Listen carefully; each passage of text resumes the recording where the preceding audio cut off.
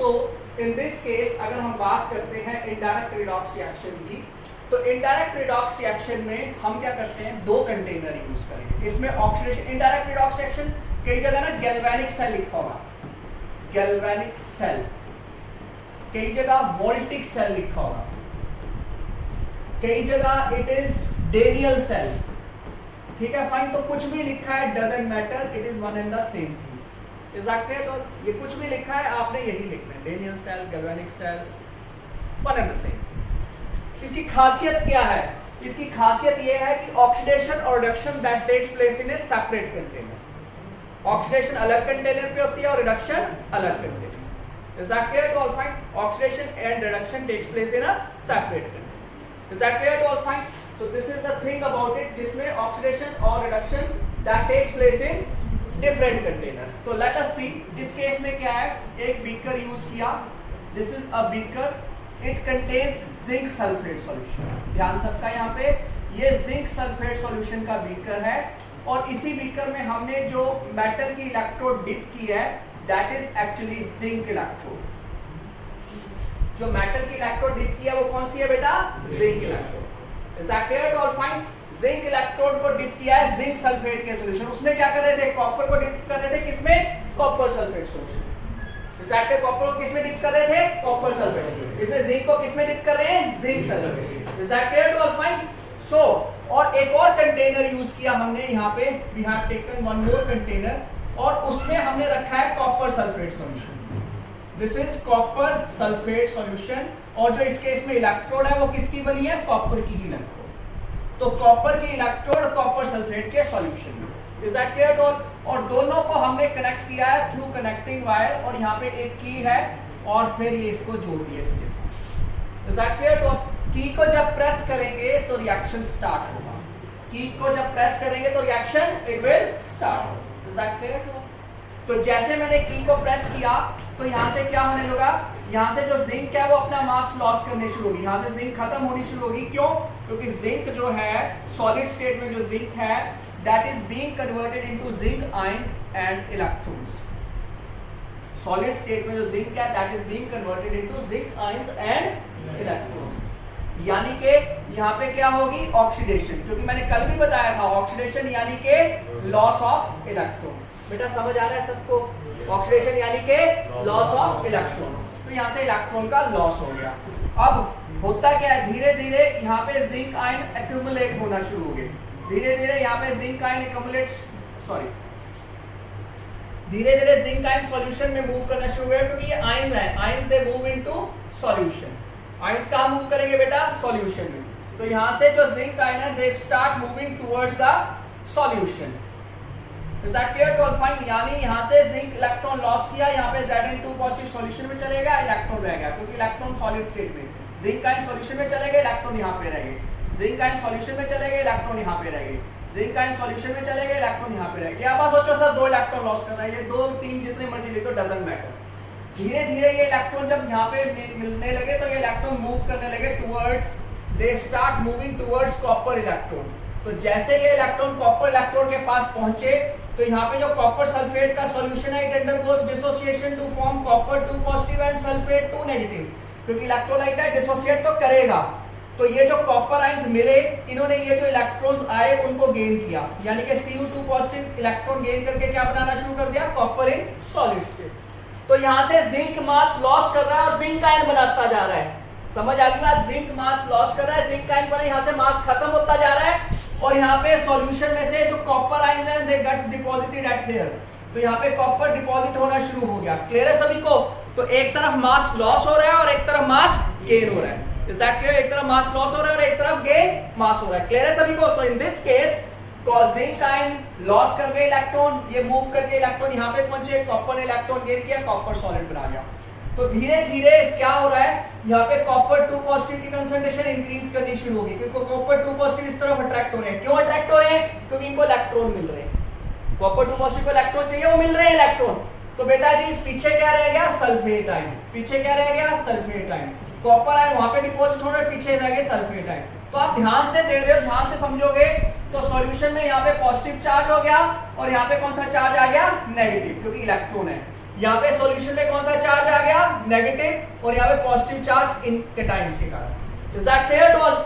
जब ये चार्जेस का डिफरेंस है, this difference in charges is due to reduction, क्योंकि यहाँ पे रिडक्शन हो रही है इसलिए डिफरेंस इन चार्जेस है। क्योंकि यहाँ पे difference in charges due to reduction, तो यहाँ पे चार्जेस का डिफरेंस होता है, उसको बोलते हैं पोटेंशियल। क्या बोलते हैं बेटा? पोटेंशियल। जब भी चार्जेस का डिफरेंस हो गया, there is a potential, development of potential. Clear है सभी को? लेकिन ये रिडक्शन के कारण हो रहा है, therefore it is called reduction potential. क्या बोलते हैं इसको? रिडक्शन पोटेंशियल, क्योंकि रिडक्शन के कारण हो रहा है। और यहाँ पे चार्जेस का डिफरेंस हो रहा है, क्यों? ऑक्सीडेशन के कारण, therefore it is called oxidation potential. तो there is a difference between reduction potential and oxidation potential. जितना डिफरेंस होगा उतना इलेक्ट्रॉन फ्लो करेगा। समझ आ गई? जितना डिफरेंस होगा उतना इलेक्ट्रॉन्स क्या करेंगे? फ्लो करेंगे। Is this fine to all? समझ आ गई बात सबको? तो ये हमने आईयूपीएससी ने बोला कि यार आप दो टर्म्स मत यूज करो, आप एक काम करो, एक ही टर्म यूज करो। तो now only one term is use, जिसको बोलते हैं electrode potential. Only one term is use, जिसको हम बोलते हैं इलेक्ट्रोड पोटेंशियल। तो यहाँ पे इलेक्ट्रोड पोटेंशियल डेवलप हो गया। अब हम ये जो इलेक्ट्रोड पोटेंशियल टर्म यूज होते हैं, actually it is what? It is actually reduction potential. तो आप जब भी बात करोगे इलेक्ट्रोड पोटेंशियल, इसका मतलब क्या है? Reduction potential. जब भी आप इलेक्ट्रोड पोटेंशियल टर्म यूज करोगे, it is what? It is reduction potential. ध्यान सबका यहाँ पे, इलेक्ट्रोड पोटेंशियल यानी के रिडक्शन पोटेंशियल। इलेक्ट्रोड पोटेंशियल यानी के, अगर इलेक्ट्रोड पोटेंशियल ज्यादा होगा तो रिडक्शन पोटेंशियल ज्यादा होगा। क्लियर है? रिडक्शन पोटेंशियल यानी कि रिड्यूस होने का पोटेंशियल। अगर रिड्यूस होने का पोटेंशियल ज्यादा है तो ऑक्सीडाइज होने का पोटेंशियल कम हो जाएगा। तो इलेक्ट्रोड पोटेंशियल ज्यादा, रिडक्शन पोटेंशियल ज्यादा, यानी कि ऑक्सीडेशन पोटेंशियल कम। समझ गए? तो हमने दो टर्म्स नहीं यूज की, हमने एक ही टर्म में खत्म कर दिया, इलेक्ट्रोड पोटेंशियल, बात खत्म। इलेक्ट्रोड पोटेंशियल यानी कि reduction potential. Is this clear to all? हम बोलेंगे इसका इलेक्ट्रोड पोटेंशियल ज्यादा है, यानी इसका इलेक्ट्रोड पोटेंशियल कम है, यानी कि इसका रिडक्शन पोटेंशियल कम है, यानी कि ऑक्सीडेशन पोटेंशियल ज्यादा है, यानी कि ऑक्सीडाइजिंग होगा। Is that clear to all?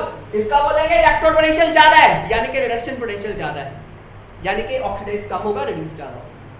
Is this clear to all? समझ आ गई बात? तो ये हमारे पास धीरे धीरे स्लोली सारी चीजें होती जा रही हैं। यहाँ पे पॉजिटिव चार्ज डेवलप हो रहा है, यहाँ पे नेगेटिव चार्ज। अब ये पॉजिटिव चार्ज इलेक्ट्रॉन को जाने नहीं देगा और नेगेटिव चार्ज इलेक्ट्रॉन्स को आने नहीं देगा, क्योंकि पॉजिटिव चार्ज सॉल्यूशन में हो गया, वो इलेक्ट्रॉन को जाके, क्योंकि इलेक्ट्रॉन अट्रैक्ट होंगे पॉजिटिव चार्ज की तरफ। समझ आ गई बात? और ये जो नेगेटिव चार्ज है वो इलेक्ट्रॉन को आने नहीं देगा, रिपेल करेगा। तो ये सेल काम करना बंद कर देगा। हम चाहते हैं सेल कॉन्टिन्यूसली वर्क करे, तो यहाँ पे एक यू शेप ट्यूब इंट्रोड्यूस की गई। This is a U shape tube, जिसके अपोजिट एंड्स पे हमने ग्लास वूल या कॉटन को इंट्रोड्यूस किया। दिस इज ग्लास वूल और कॉटन। ठीक है? ग्लास वूल क्या है? Glass wool is fibres. Glass wool is fibres. क्या होती है ग्लास वूल? फाइबर्स। बड़ी माइन्यूट सी फाइबर्स होती है ग्लास वूल की। Is this clear to all? Fine.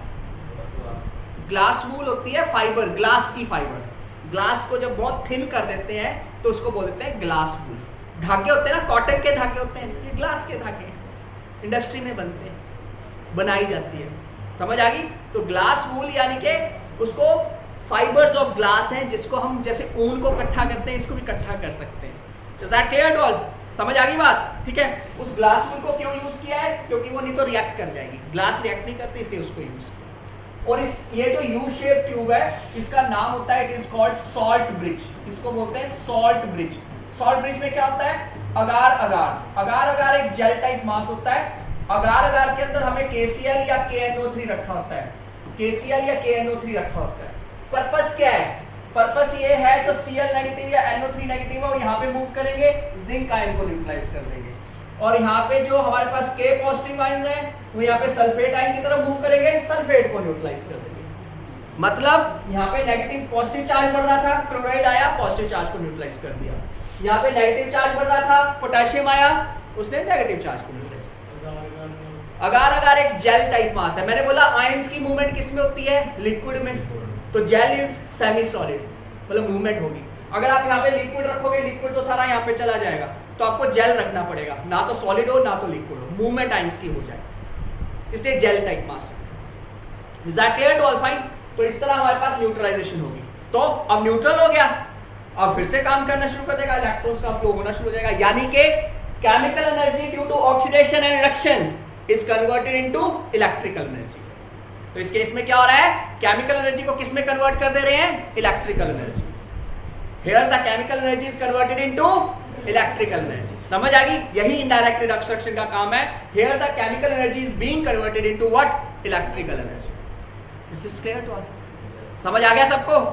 Fine. So this is, अब सेल भी काम। तो हमें अगर पूछा जाए सॉल्ट ब्रिज का फंक्शन क्या है, तो बोलते हैं जी सॉल्ट ब्रिज का पहला फंक्शन है इट मेंटेन्स न्यूट्रलिटी, दोनों को न्यूट्रल कर रहा है। दूसरा फंक्शन क्या है, दोनों हाफ को कनेक्ट कर रहा है, एनोड को। हाँ, जहां पे ऑक्सीडेशन होती है ना, हमेशा याद रखना, जहां पे ऑक्सीडेशन होगी उसको बोलते हैं एनोड, और जहां पे रिडक्शन होती है उसको बोल देते हैं कैथोड। कैथोड पे पॉजिटिव चार्ज है और एनोड पे negative charge. Is that clear to all? समझ आ गई? बट हाँ, एक चीज पक्की है, दुनिया में कुछ भी चेंज कर जाए पर एक चीज नहीं चेंज करेगी, एनोड पे हमेशा ऑक्सीडेशन होगी, कैथोड पे हमेशा रिडक्शन होगी। Keep it in mind. मैं कई डिफरेंसेस कराऊंगा लेकिन एक डिफरेंस कभी भी नहीं होगा, एनोड हमेशा ऑक्सीडाइज होगा, कैथोड हमेशा रिड्यूस होगा, ये पक्का है। Is that clear to all? Fine, इसको दिमाग में बिठा के रख लो, ये कभी नहीं चेंज होने वाला, एनोड पे ऑक्सीडेशन और कैथोड पे reduction. Is that clear to all? समझ आ गई बात सबको? ठीक है, fine. So in this case electrochemical cell में सॉल्ट ब्रिज का पर्पस क्या है? इलेक्ट्रोकेमिकल सेल में सॉल्ट ब्रिज का पर्पस है, पहला ये इलेक्ट्रिकल न्यूट्रलिटी मेंटेन कर रहा है, वो तो बता दिया। दूसरा, एनोड और कैथोड हाफ को कनेक्ट कर रहा है, ये भी बता दिया। तीसरा, steady flow of current, current continuously flow करता रहेगा।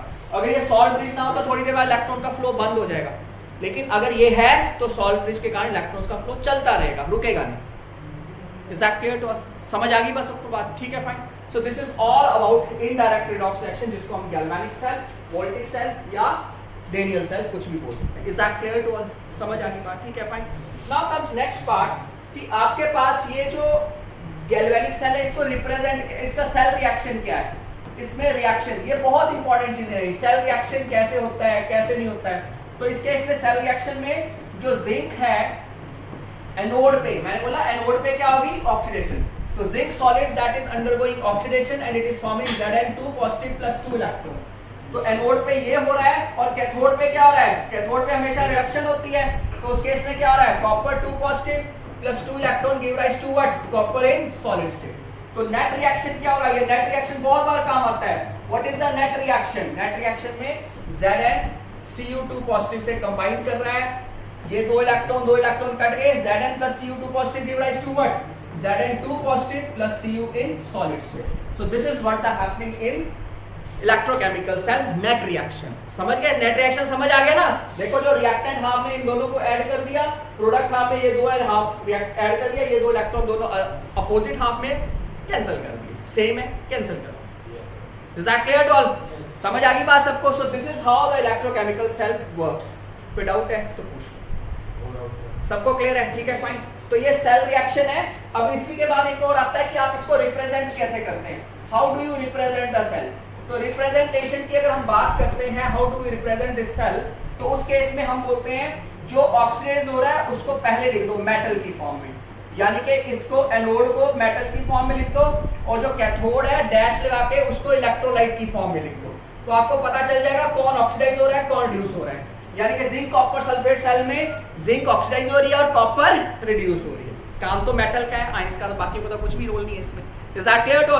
This is one way of representation. और अनदर वे क्या है, दूसरा वे क्या है, दूसरा वे है कि यहाँ पे जिंक ऑक्सीडाइज हो रहा है तो लिख लो zinc slash Zn2 positive, zinc से जिंक आयन मिल रहे हैं, ऑक्सीडेशन हो रही है। क्लियर है सभी को? ठीक है। बीच में सॉल्ट ब्रिज, और ये पोर्शन क्या एक्ट करता है, anode. This portion act as anode. Is that clear to all? Fine. बीच में सॉल्ट ब्रिज, और यहाँ पे क्या हो रहा है, कॉपर 2 पॉजिटिव क्या कर रहा है, इलेक्ट्रॉन गेन करके कॉपर बना रहा है, it is acting as what, cathode. ये क्या एक्ट कर रहा है बेटा, कैथोड। ऐसे भी लिख सकते हैं, एनोड हमेशा लेफ्ट साइड में होगा और कैथोड हमेशा राइट साइड में। Keep it in. आप उल्टा नहीं लिख सकते, एनोड यहाँ पे कैथोड। तो इससे पता चल जाएगा इलेक्ट्रोकेमिकल सेल में कौन सी चीज क्या है। Is this clear? कोई डाउट तो नहीं है? किसी को कोई डाउट है, you can ask any doubt. अभी खत्म नहीं हुआ, अभी टॉपिक चल रहा है, कोई डाउट है तो पूछ लो।